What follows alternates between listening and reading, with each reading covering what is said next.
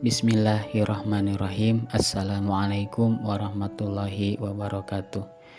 Pada pertemuan ke-6 ini materinya tentang ketentuan pernikahan dalam Islam. Tujuannya adalah peserta didik dapat menganalisa ketentuan-ketentuan pernikahan dalam Islam. Dan untuk keterampilannya melakukan pembiasaan sikap religius yang seperti yang sudah dilakukan di tugas-tugas sebelumnya. Namun sebelum kita masuk ke dalam materi, kita berdoa dulu. Semoga apa yang kita pelajari mendapatkan keridhaan daripada Allah, dan Allah mudahkan ilmu yang kita pelajari masuk ke dalam hati dan pikiran kita dengan mudah, dengan lancar. Amin ya Allah ya Rabbal alamin. Al-Fatihah. A'udzubillahi minasyaitonirrajim. Bismillahirrahmanirrahim. Alhamdulillahirabbil alamin. Arrahmanirrahim. Maliki yaumiddin. Iyyaka na'budu wa iyyaka nasta'in. Ihdinas siratal mustaqim. Shiratal ladzina an'amta 'alaihim ghairil maghdubi 'alaihim waladdallin. Amin. Rabbi zidni ilman.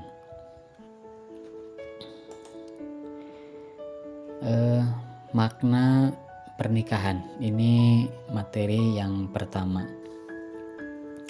Menurut Undang-Undang Perkawinan Nomor 1 Tahun 1974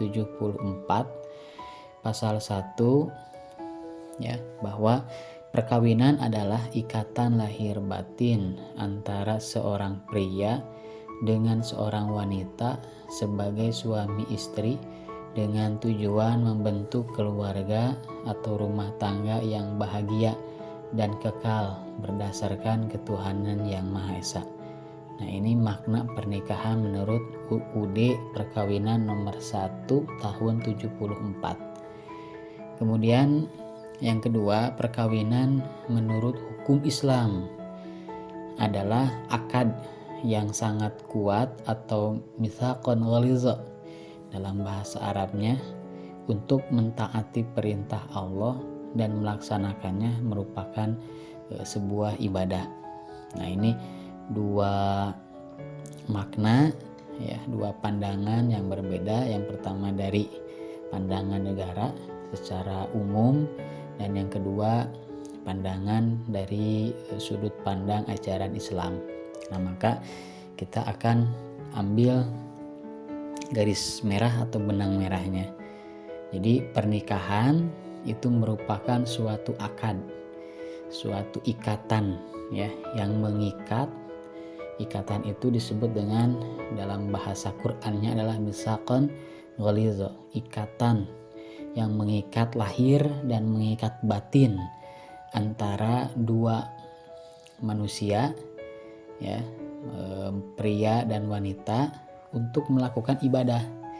Nah, ya, jadi untuk melakukan ibadah. Jadi niat kita atau niat seorang muslim dan muslimah untuk menikah itu adalah niatkan untuk ibadah, untuk melakukan atau melaksanakan perintah Allah ya, dan mengikuti sunnah Rasulullah SAW untuk beribadah dan untuk membangun.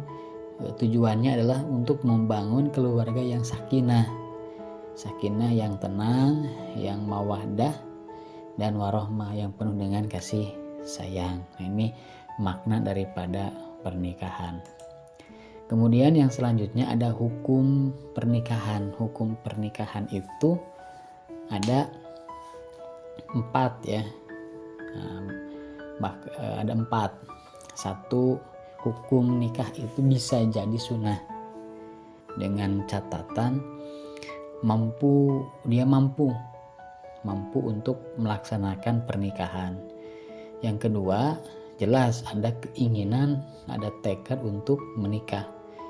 Namun seorang laki-laki atau perempuan itu dia mampu mengendalikan diri dari perbuatan zina. Nah, dia sudah mampu untuk berumah tangga, kemudian ada tekad yang kuat untuk berumah tangga, namun dia bisa mengendalikan diri dari perbuatan-perbuatan maksiat, yaitu perbuatan zina. Itu hukumnya bagi yang mau menikah dengan keadaan seperti itu hukumnya adalah sunnah. Yang kedua, hukum nikah itu bisa menjadi wajib jika dia bertekad untuk menikah, tentunya punya keinginan untuk menikah, kemudian mampu untuk membangun rumah tangga, namun dia tidak mampu atau khawatir tidak bisa mengendalikan diri dari perbuatan zina, maka kondisi seperti ini, maka hukum dinikahkannya adalah wajib. Nah, yang ketiga, hukum nikah itu bisa jadi makruh kalau keinginan menikah ada, tekad menikah ada, namun dia belum mampu, khususnya bagi laki-laki, belum mampu untuk memberikan nafkah lahir dan batin bagi istri dan anak-anaknya kelak. Kalau dalam pekerjaannya misalkan dia tidak memiliki pendapatan yang konsisten, misalkan dia berkeinginan, niatnya baik untuk menikah, namun dalam hal kondisi mentalnya, dalam hal kondisi ilmunya, dalam hal kondisi ekonominya belum mampu untuk melaksanakan rumah tangga, maka kalau keadaannya seperti ini, maka itu hukumnya makruh dia menikah gitu. Nah, yang keempat, hukum nikah itu bisa jadi haram. Nah, dengan kondisi apa? Dengan kondisi dia ingin punya tekad menikah, kemudian dia juga mampu untuk berumah tangga, dipandang mampu berumah tangga, namun ada satu hal yang menjadikan haram, yaitu niatnya untuk menzolimi. Kalau niat si perempuan untuk menzolimi suami dan keluarganya, kalau niat laki-laki menzolimi istri dan keluarganya, atau dengan landasan dia dendam, dia menikah dengan laki-laki atau perempuan dengan dasar dendam, ingin balas dendam, maka itu hukumnya haram dinikahkan atau menikah dengan kondisi seperti itu. Nah, jadi hukum nikah bisa berubah-ubah tergantung terhadap situasi dan kondisi calon pengantinnya. Nah, tujuan pernikahan. Tujuan pernikahan itu ada 4. Bahkan bisa lebih sebetulnya tujuan pernikahan itu. Namun saya di sini akan menyampaikan 4 saja tujuan pernikahan. Itu yang pertama, tujuan pernikahan itu sakinah. Sakinah itu biar tenang, biar henteu galau gitu. Jadi salah satu rumah tangga itu adalah menenangkan si laki-laki pulang karena di rumah ada ketenangan, si perempuan menunggu di rumah suaminya datang. Ketika suaminya datang, maka ada rasa ketenangan, ditambah nanti kehadiran anak, itu akan menambah ketenangan suasana batin gitu. Nah, kemudian yang kedua adalah memenuhi kebutuhan fitrah manusia. Manusia itu memiliki kebutuhan psikologis yaitu memiliki syahwat, maka syahwatnya itu bisa tersalurkan lewat pernikahan. Kalau jinah itu melakukan jinah, menyalurkan syahwat laki-laki dan perempuan di luar pernikahan, maka berdosa. Tapi kalau dalam bingkai rumah tangga sudah menikah, maka itu akan menjadi pahala. Kemudian yang ketiga, memperoleh keturunan yang sah. Nah, paribasana urang mah sok aya anak haram jadah gitu. Nah, anak haram jadah ini dihasilkan dari hubungan dua orang, laki-laki perempuan, tanpa ikatan yang sah. Nah, kalau berumah tangga maka yang diidam-idamkan itu adalah anak, ya, kehadiran anak. Kemudian yang keempat, memperbaiki kualitas hidup. Nah, jadi kalau sudah menikah, insya Allah kualitas hidupnya akan berubah. Kalau dulu ketika belum menikah, mentalnya baik si laki-laki atau perempuan kekanak-kanakan, maka kalau sudah menikah harus menjadi dewasa. Kalau misalkan ketika belum menikah tidak punya rumah, tapi kalau sudah menikah maka harus berikhtiar untuk memiliki rumah. Nah, itu meningkatkan kualitas atau memperbaiki kualitas hidup. Kemudian sama halnya dengan ibadah-ibadah yang lain, ya, seperti sholat, saum. Nah, itu juga ada syarat sah dan ada rukun-rukunnya. Nah, rukun ini adalah sesuatu yang wajib ada, ya, ketika sedang beribadah apapun itu. Dalam Islam itu tentunya pasti ada rukun. Rukun ini adalah yang wajib ada, sehingga ibadah yang dilakukannya itu adalah sah, ya. Nah, ya, rukun nikah itu adalah yang pertama ada calon suami. Nah, ini sudah jelas, ya, ada calon suami. Yang kedua ada calon istri. Kemudian yang ketiga ada wali nikah. Ya, wali nikah ini yang menikahkan. Nah, biasanya wali nikah ini adalah dari pihak perempuan gitu, ayahnya. Kalau tidak ada ayah, maka bisa oleh kakak laki-laki yang sudah dewasa. Nah, wali nikah ini ada dua, ada wali nasab, ada wali hakim. Nah, kalau wali nasab berarti di pihak keluarga si calon pengantin istri, ya, perempuan. Dari calon istri itu ada wali nasab, ayah kandung. Kalau tidak ada ayah kandung, umpamanya meninggal, maka bisa digantikan oleh kakak kandung laki-laki.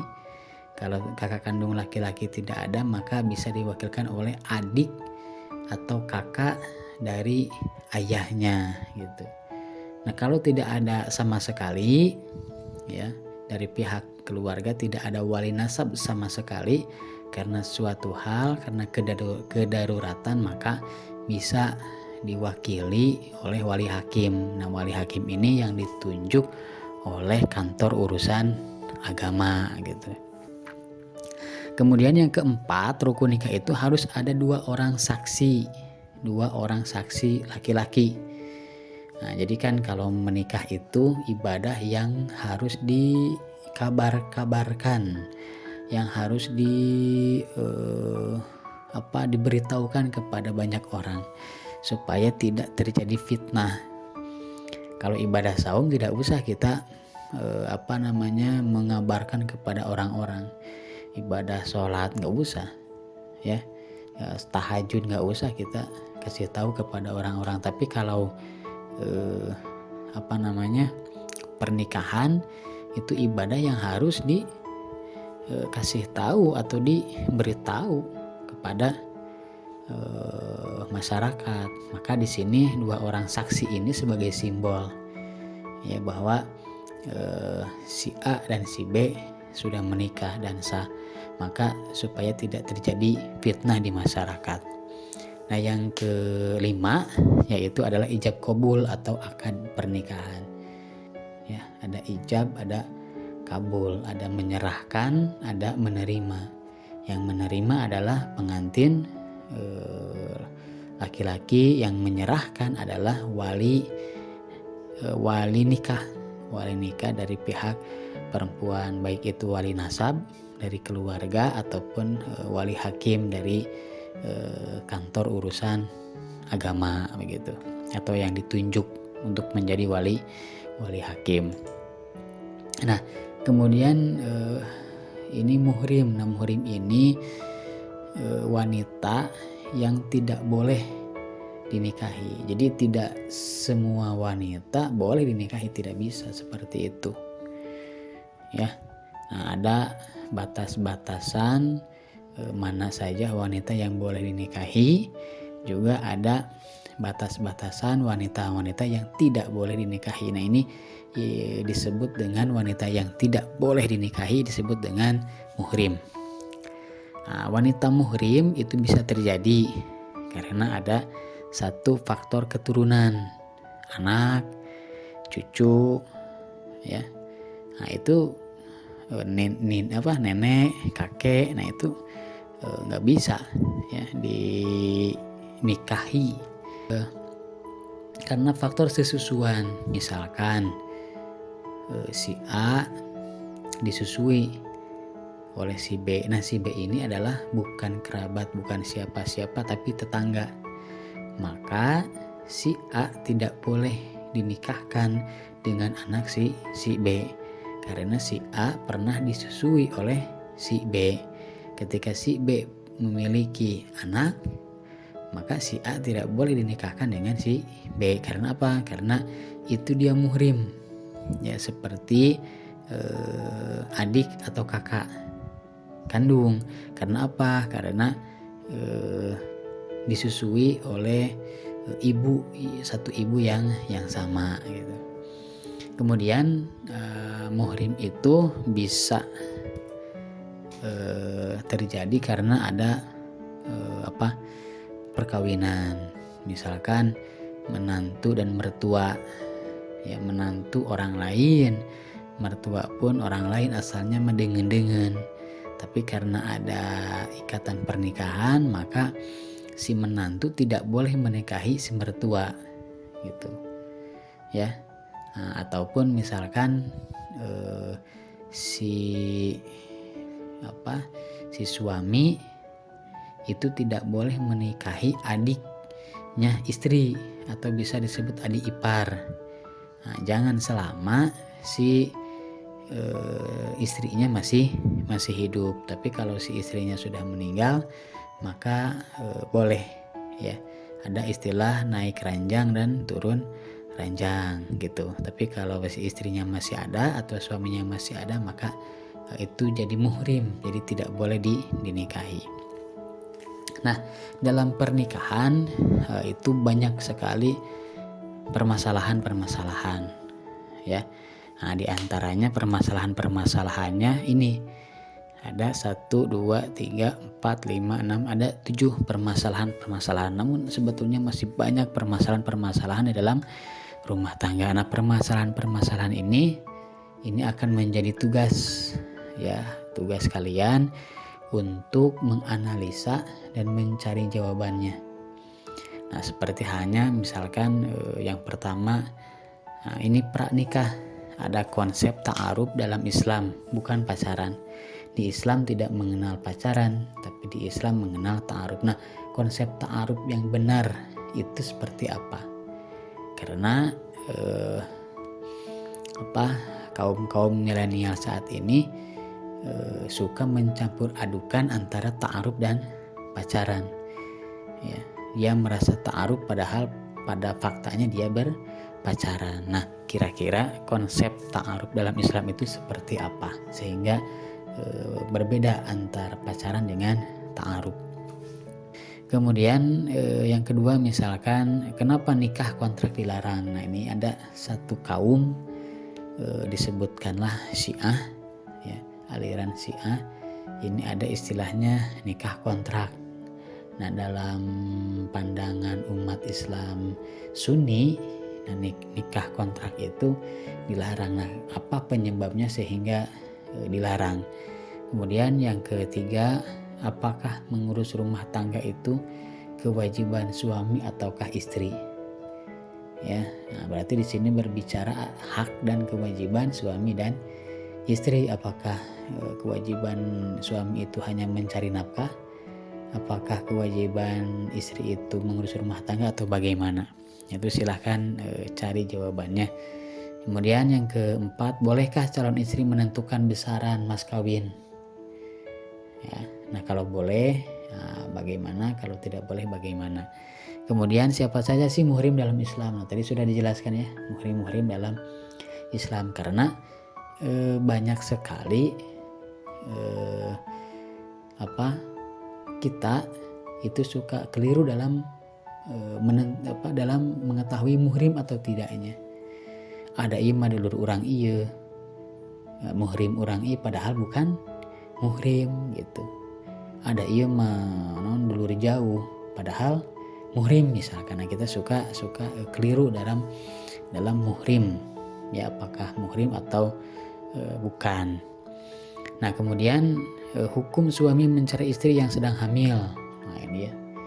Nah, ini kasus-kasus seperti ini banyak. Nah, itu silahkan. Kemudian bolehkah akad nikah secara online? Nah, ini ya. Dalam masa pandemi seperti ini tidak boleh berkerumun, tidak boleh bertatap muka. Apakah sah akad nikah itu dilakukan secara daring, dalam jaringan atau secara online? Nah, masalah-masalah seperti ini itu silahkan kalian cari jawabannya dari berbagai macam sumber, ya, boleh dengan wawancara, boleh lihat di buku, boleh juga lihat di internet, dari YouTube, dan dari mana saja. Silahkan cari sedetail-detailnya sehingga bisa menyimpulkan. Itu saja yang bisa disampaikan. Mari kita tutup dengan doa kafaratul majlis. Subhanaka Allahumma wa bihamdika asyhadu alla ilaha illa anta astaghfiruka wa atubu ilaik. Rabbana zalamna anfusana wa illam taghfir lana wa tarhamna lanakunanna minal khasirin. Ya hayyu ya qayyum bi rahmatika astaghits. Rabbana atina min ladunka rahmah wa hayyi lana min amrina rasyada. Rabbana atina fid dunya hasanah wa fil akhirati hasanah wa qina adzabannar. Subhana rabbika rabbil izzati amma yasifun wa salamun alal mursalin walhamdulillahi rabbil alamin.